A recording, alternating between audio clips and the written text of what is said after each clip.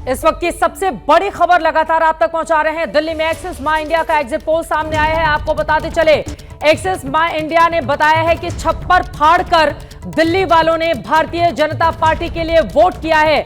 अलग अलग सांसदों के हिसाब से अगर हम देखें तो यहां पर आप देखेंगे मनोज तिवारी की जो सीट है वहां पर बीजेपी 6, आम आदमी पार्टी 4 हासिल कर रही है। प्रवीण खंडेलवाल की सीट पर बीजेपी 7, आम आदमी पार्टी 3 पर। रामवीर विधुड़ी को बीजेपी 5, आम आदमी 5 यहां पर टक्कर दिखाई दे रही है। हर्ष मल्होत्रा की सीट बीजेपी 8, आम आदमी पार्टी 2 पर। कमलजीत सहरावत की सीट पर भी बीजेपी 8, आम आदमी पार्टी 2 पर।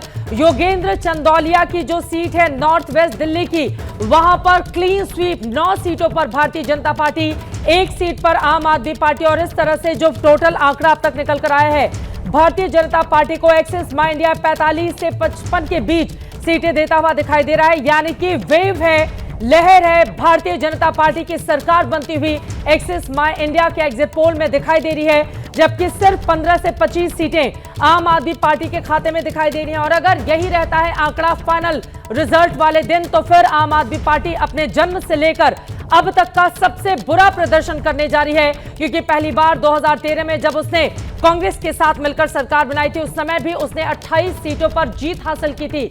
8 सीटें कांग्रेस पार्टी की थी, लेकिन अभी 28 भी मिलती हुई एक्सिस माई इंडिया के इस एग्जिट पोल में दिखाई नहीं दे रही है। अब तक का सबसे बुरा प्रदर्शन करती हुई आम आदमी पार्टी नजर आ रही है, जबकि भारतीय जनता पार्टी छप्पर फाड़कर 45 से 55। और अगर इस तरह के आंकड़े आते हैं तो फिर बीजेपी 1993 में 49 सीट जिस पार्टी ने जीती थी, ऐसा लग रहा है कि उसी के आसपास या फिर उससे भी अच्छा प्रदर्शन यहां पर बीजेपी कर सकती है। यानी कि clean sweep Bharatiya Janata party के लिए। प्रधानमंत्री नरेंद्र मोदी ने कहा था कि तिनका तिनका झाड़ू का बिखर जाएगा। अब मिडिल क्लास ने ऐसा लगा है कि जबरदस्त तरीके से यहां पर बीजेपी को वोट किया है। बजट में जिस तरह से 12 लाख तक की इनकम पर टैक्स नहीं लेने की बात सामने आई थी, उसके बाद से माना जा रहा था कि मिडिल क्लास एक तरफा यहां पर वोट कर सकता है।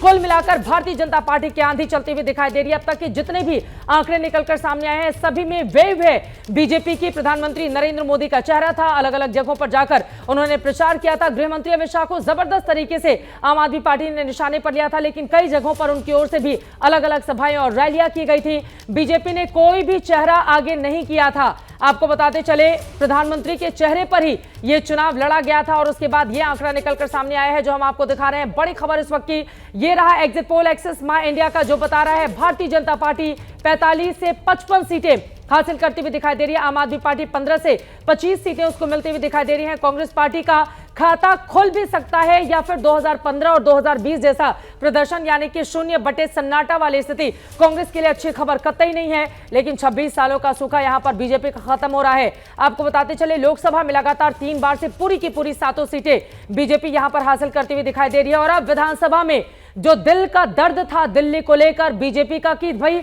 दिल्ली क्यों नहीं जीत पाती है हमारी पार्टी, तो ऐसा लग रहा है कि वो दर्द अब खत्म होने वाला है। बीजेपी बना सकती है अपनी सरकार अगर एग्जिट पोल के आंकड़े बिल्कुल सटीक साबित होंगे।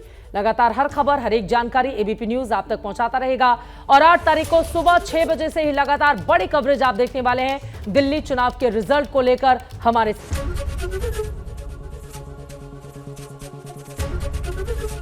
एबीपी गंगा, खबर आपकी, जुबान आपकी।